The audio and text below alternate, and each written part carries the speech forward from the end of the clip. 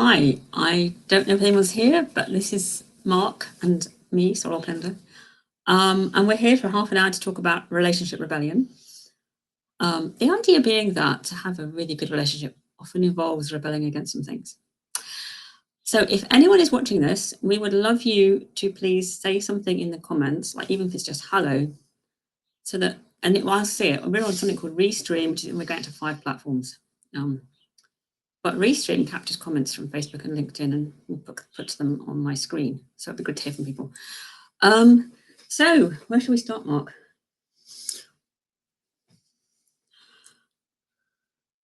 At the beginning. At the beginning. Darling. Yes. Yeah, but you don't want to go back to 1957. That's a very long time ago. That's a long time Shall ago. we go back to the beginning of our relationship? All right. Okay. So we met about a month before the lockdown. Actually, a bit more than a month before the lockdown, wasn't it? Yes. In 2020. And it's quite a funny story, actually. Shall I just tell it? I'll tell my side of the story because you can tell your side. So I sprained my ankle at the very end of September 2019, and I couldn't walk for a while, and then I started walking, but I couldn't sit still. And I'm a Quaker, and normally I have gone to Quaker meetings at least one Sunday a month. I'm not very regular, to be honest.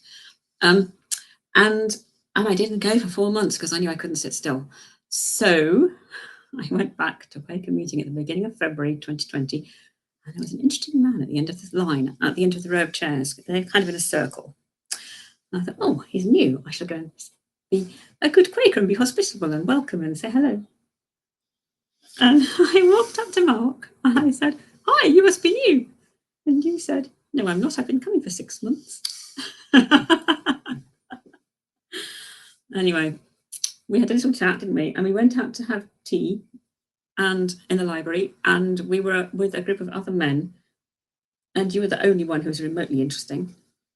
You were more than remotely interesting, I have to say. And we just really hit it off, didn't we?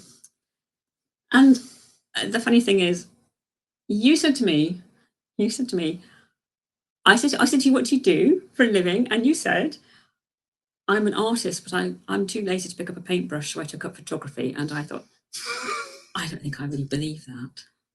And actually, that's one of Mark's paintings behind me. It's a plug. But you took it in. The thing is that the point of this story is you took an interest in me, which I have to say is quite unusual amongst the men that I've met in my life.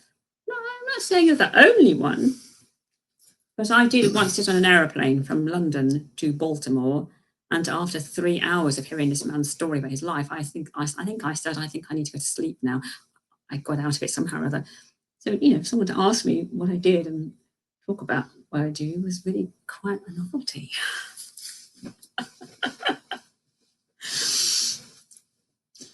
You're doing really well at this. For somebody who's not accustomed to public speaking, you smashed it, mate. This is really good. I've been practicing. I've done a Facebook Live. Yes. Well, I just went into the Quakers for a nice quiet place for a sit-down, really. And I was minding my own beeswax, waiting to see if the deity would mention anything. And up you turned. And it's just entirely lovely. And unfortunately, I was old enough and seasoned enough to not make a total idiot of myself. That's a very good point. So instead of trying to impress you, right, you were doing the opposite, weren't you? I just allowed you to impress me. And it's been great. It has been great. Yes, entirely so. And there was something else, which is very, very important. What? So I have no idea how this started, but it's really key for the people we're speaking to, although maybe there's nobody out there because no one's made any. If anyone's joined us, please do say hello in the comments, because otherwise we don't know if anyone is watching us at all. Anyway, I don't know how this started, but I said to Mark, I think I just said, there's only 2 things I know to be true.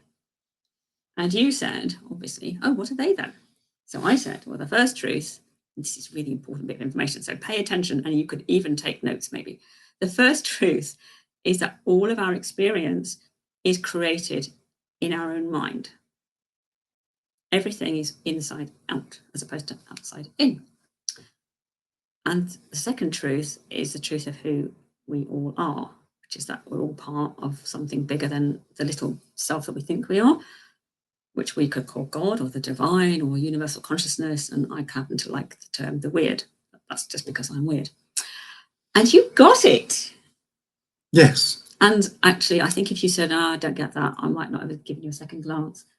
But luckily you got it. So then the second time, I met you at Quaker meeting the second time. And I think I asked you, do you remember the 2 truths? And you said, is this a test? It kind of was. And then I did something, my first act of rebellion.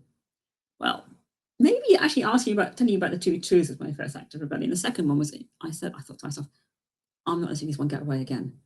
So I invited you out to lunch. Yes, you did. And we went to the pub around the corner and had lunch in the pub. Mm-hmm. And then I realised what I'd let myself in for. Yes.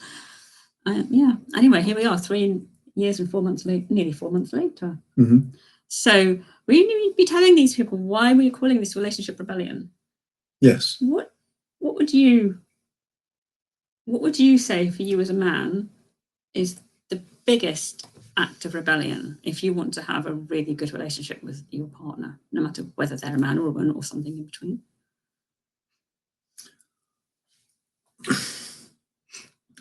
Have a go at being friendly. When you do that, what are you rebelling against? Righteousness. So the urge to be righteous? The urge to be right. Now, fortunately, because I'm a bloke, right? Yes. And I've managed to drop all the superhero know-it-all bollocks. Yes. I can now be a reasonable human being and listen to other people's perspectives without having to jolly well tell them how it is. And that's really important. That's massive. Yes. And I have to say, I think I had a worse case of that than you did. Defo. Because I didn't realise until I met Mark that I had to be right all the time. Apart from when it came to coding a computer program and that kind of thing, I could have definitely acknowledged that, or possibly architecture. Anyway, so, but there's a range of things where I knew that I knew it, so therefore I must be right. And then I kind of probably already knew this in a way. Mm-hmm. That if everything is internally generated, everything's inside out, my understanding of the world is my own understanding of the world. I can't possibly be right. I can only have my own understanding of the world. Doesn't this free us from all the business of correcting others and expecting them to behave in a certain way? Yes. It does. Yeah, absolutely. Mm. And then you've also helped me deal with my last word itis, haven't you? I'm not quite sure what I'm rebelling against when I decide to let go of my last word itis. Well, actually, you're just recognising that you're in a space that's safe to do so, because last word itis is entirely all about holding the ground, holding the floor. Yes, it is. Right, so it's a combative stance, it's quite aggressive, it's dominant, and it really, really does not want to be vanquished. Well, it's a place where you kind of feel secure. Being right. Yes. Which is not a safe space at all. It's a very temporal matter. It's not really. It's just in the moment maybe it feels safe, but in the overall scheme of things, it's not. It's nonsense. And it's not loving. No. And so I think my rebellion has also been against my own programming, if you like, or conditioning. Yes. I hate this expression. I'm coming to dislike it now, but a boarding school survivor. Oh, that was the other thing I forgot to mention, isn't it? That we both went to boarding school, so it made such a difference. That was the thing that alerted us to why we got on so well. Well, because we're all both mutually weird in that way. Yeah, exactly. So anyway, so the kind of I like to call it a survival program. In fact, I'm not the only one who calls it that we develop at boarding school to keep ourselves safe. Being right. Psychologically. I've discovered for a lot of women, actually, because I've done some interviews with women who went to boarding school. And they pretty much all said, oh, yeah, I have to be right. It's very important to be right. What's delicious for me, which has given you freedom, is that I can give a shit about being right. I know it's entirely likely to be wrong. If not now, then shortly.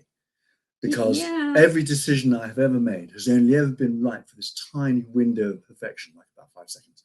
And then has just crashed into nonsense. So therefore, I appreciate that when I am right occasionally, it's a rarity, and not to be deluded by it. Do you know what? It's softer You're space. almost always right when it comes to light.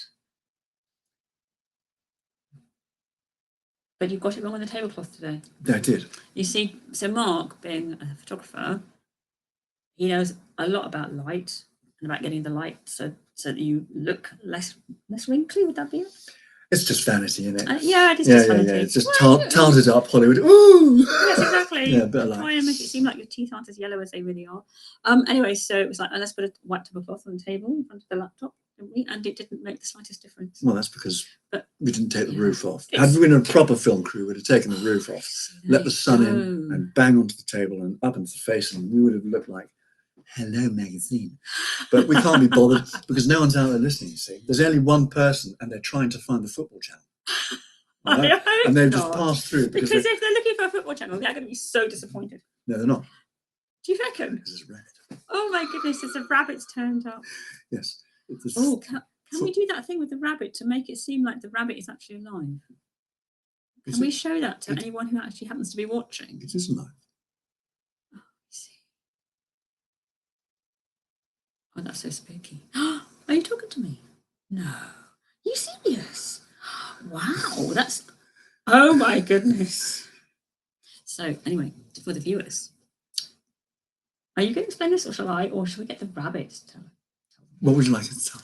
Well, we want you to understand that because all of our experience is created from the inside out, when your eyes tell you that the rabbit looks like it's alive and it's speaking, and if we were ventriloquists, we could do the latter, but I can't speak with my mouth closed. Can you do that? Mm-hmm. Okay, make the rabbit talk then. Mm-hmm. That's not language, that's just... Okay. I'm not a good ventriloquist. Okay. All I can say is, Yeah, never mind.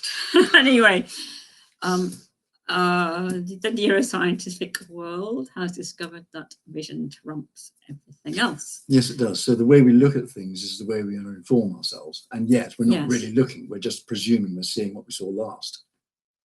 Yes. We don't look. We don't listen. We don't pay attention. We're in a brain fog 90% of the time. And then we wonder why we're busy arguing with our partners. Exactly, because we're not seeing things afresh, are we? We're not being present to what's going on. Yes, and actually, the whole thing about a relationship, it's like a pair of pants. The more you wear it, the less attention you pay. I don't know how you were going to go with that one.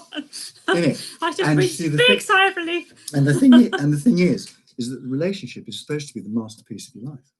It's supposed to be the thingy, the bit where you get to share your thing with another party amongst all those other... It's interesting. So I wonder how many people who actually are watching this, even if it's on the replay, I've thought, oh no, it wasn't the masterpiece. That was my job, my career, my work. Yeah, that's a good point. There's nothing wrong with that. You can have more than one masterpiece. You can have more than one. But your relationship should be a masterpiece, and the reason Mark, that's a big thing. Should. Could it be a could? It's an aspiration. It's an aspiration, and therefore it deserves the best that you've got. I'm a man of simple tastes. I like the finest of everything. The best of everything. You like the wine I buy, don't you? I do. And it turns out that it's very, very simple and has some integrity to it. That's what the best of things are. The best of things. Yes. Right. And so to have a great relationship, I imagine that if one just managed to keep one's sort of snotty little nasty self out of the relationship, the snotty self. One's we have range. There's a very, very lovely Mark, and there's also this other. The toxic one. The other one. Yeah, exactly. And, I'm quite strict about not allowing him into this relationship because it's, I keep him. A very good job. Keep him for other games, but a relationship is a sacred space, really. Yes. It's really, really, really, really incredibly important. And once one smashed up a few of them. And we both speak from experience. Yeah, absolutely. Once you've got some mileage on it, then you have a vague notion about how to behave if you can recognize how you blew it on the last occasions. And unfortunately for me, I've met up with Sparkle Face over here just at the point in my life where I was capable of managing such a character. Thank you, Mark. Thank you. Well, yeah, because you do I need that much management? Yes, I do. You won't put up with substandard, really, love. Well, there's a degree of, what's the word? I can't think of the word. I've had to get her standards to absolutely crash. Yes, exactly. In order for me to slide into this. No, that's not true. He's just saying that is not true. Yes. But I think what's really interesting is that you and I both made some hideous mistakes in our previous relationships, and they were different mistakes. Yes. And I was about to say something really profound on that subject, and I've forgotten what it was, which is typical of me. So what was my hideous mistake?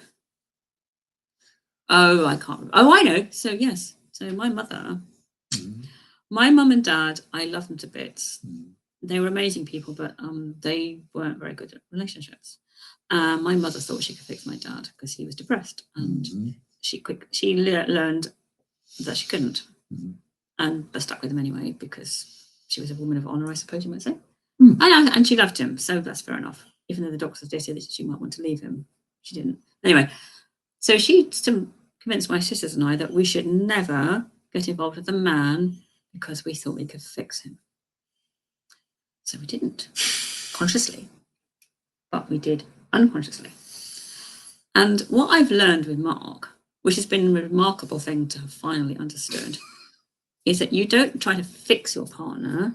You create a space, like maybe a crucible, if you like, a healing space, a safe space where you can heal together. And we've done a lot of healing, haven't we? Absolutely. Yeah. You know, the relationship, having a love affair is the hardest thing on earth. This is why most of them are doomed to failure. So I think that, I think that, you know, getting into one requires one's attention. And as I said, like underpants, it's the thing you quickly start to not consider. It's familiarity, breathe, contempt, and all that stuff. Yes. You know, and that arrives before people start being crap with each other. There has to be that thing. Can you explain what the oomph is? It's when you have lost your manners and they've ticked you off and you've forgotten how to behave and what life might be like. And you don't say sorry. You don't say sorry, and you get all judgmental, and you think you know you're jolly well right and whatnot. Oh yes. Right, and you either don't have the skill set to hold the ground, or if you do hold the ground, it's a disaster. Yes, you know? And I think that's really important, the skill set bit. Yeah, absolutely. Because I think we've both learned that the skill sets are really important. Yeah, can you say no without upsetting people? That's a really good one. Yes, yes. Can you say no without upsetting somebody? Yeah, well, this is the people pleasers crisis, isn't it? Also, can you accept a no? Yeah. And can you also imagine that maybe it's only a no for now, and it may be a yes next week or next Precisely month? That. In other words, the respect, the tolerance to allow other people to live and walk to their own timing and to their own needs and requirements, and to be okay with that. Yes. You know, it's not an army; it's something else. That reminds me of what Terry Real and Belinda, his wife, what they were saying about the asymmetry, so they were talking about a couple where I missed the beginning of this, but because I was somewhere else. But anyway, I think she wanted more intimacy than he did. And they were saying, well, you can't drag him up to wanting the same amount of intimacy as you want, but there's a chance that he will. If you create the right environment, it's more like leading as opposed to pushing, isn't it? Does that make sense to you? Yes. Yes. Does intimacy mean sex? No, it includes sex, but everything from holding hands. I see. Okay. All the way through, and there's lots of different ways of expressing intimacy. Okay. And I mean, I don't think anyone can expect to get regular sex if they won't kiss and hold hands and have a hug now and again, because there's going from 0 degrees C to 125 degrees C, or 100 to 200, I don't know. Or 0 to 60 in a split second. Does that make sense too?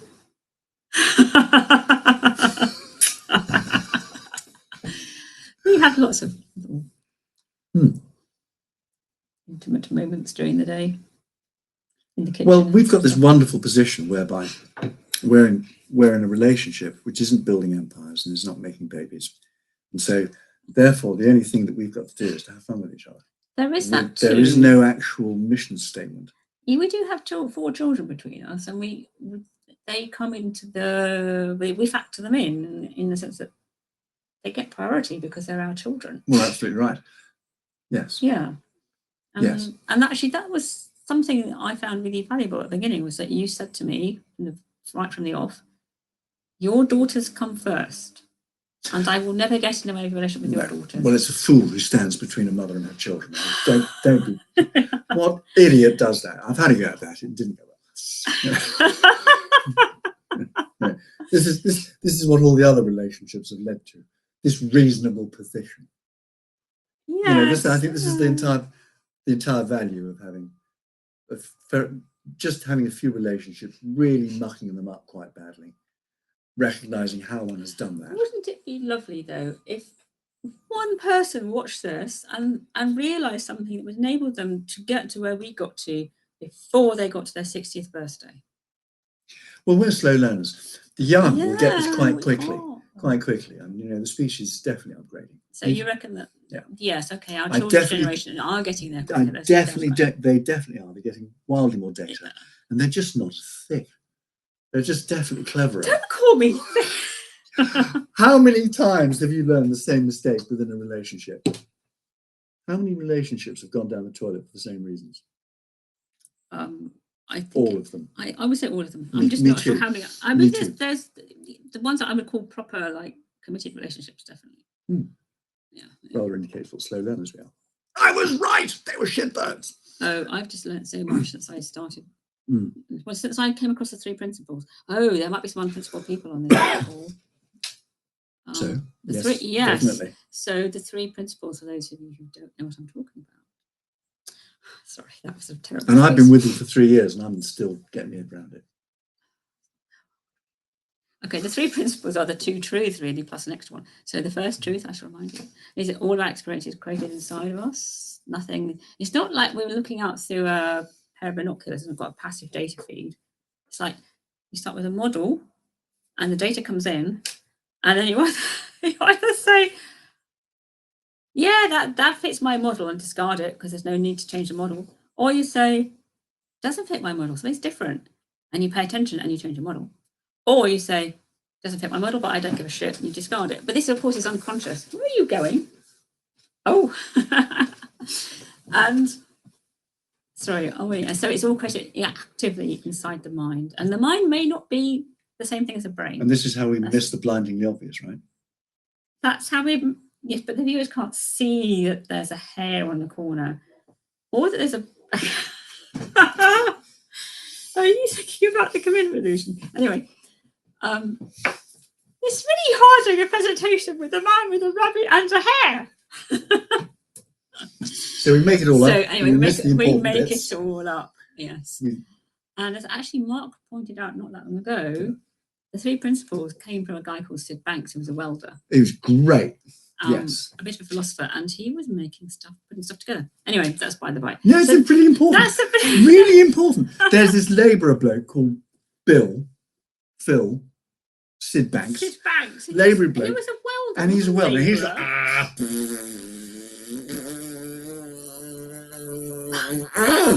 and he's putting things together like fences and angly bits. And he has this wonderful moment of cognition where he goes, we make things up. You are shocked. And then he turns that to the entire life thing. He recognizes that it is true. Actually, no, so seriously, to be a little bit serious. I was serious. I was serious. We make things up. We do, yeah. And so we can make up new things. We can make up new things. That's the whole point. And actually, Sid Banks' first thing that kind of ticked him off, that's the wrong word. Anyway, that made him realise that things were slightly different from how he thought they were, was he was at a psychology conference because he had an interest in psychology and Eastern philosophy. And turned up to a psychology conference. Anyway, that's quite cool. He went for a coffee break, as you do, and there was a psychiatrist, I believe, in having coffee, and they got chatting, and he said, well, my problem is that I'm insecure. And the psychiatrist said, oh, no, it's not that you're insecure, it's that you think you're insecure. So there we go. So that's the first thing. The second of the 3 principles is that we're all part of the divine, like the second truth. And the third principle is that once you understood it, you can't ununderstand it. And so those of us who wear glasses quite like the demonstration, which I shall now demonstrate. So my glasses are a bit grubby.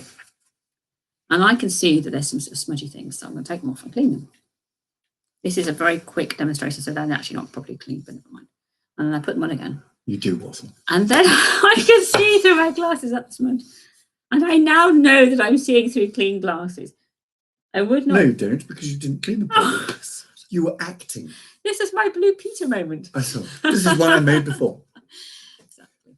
So you never look through clean glasses and think that you're looking through smudged glasses. But you might look through smudged glasses and not realise that they're smudged and think that there's actually a smudge on your computer screen or something like that. I'm supporting you with props. You like running hard for me. Oh, goodness, this is going to be over in 5 minutes. So anyway, You can't wait, can you? I will not say any more on that subject. I've lost my thread now. So we wanted for people to come to this, if anyone has, and leave with a good feeling. Oh my goodness, there's somebody. It's hilarious. Oh, thank you. I'm so glad you're finding it hilarious. And thank you for showing up and telling us that you're finding it hilarious. So next time, folks, after the introductory Waffle thing, the next one we will be talking about skill sets. Will we? Yes. Did you just decide that? I did, because you've. I've dominated this one, haven't I? Yeah, I'm Yes. going to be supportive of Katie for you, and I'm going to talk about skill sets, which is basically to blokes about how not to get into trouble, really, because I think women need skill sets too. Well, I agree. Look, somebody else is here. I'm not brave enough to talk to the Thank girls, you. so I'm just going wave to hello to the people who are watching. That's funny. Where's Harriet? Well, look, we can also we've got 3 minutes to go. It's a family group of 4. Actually, Mark honed his soft toy skill set in a family's photography studio. I did. I used to take cuddly toys and throw them at the parents. This makes the kids crack up, and that gives you the shock. Lovely. I think it's brilliant. I think bringing soft toys to anything that might scare people off is really great helpful. Idea. Well, I have to wear one all the time because I'm so scary. No, that's not true.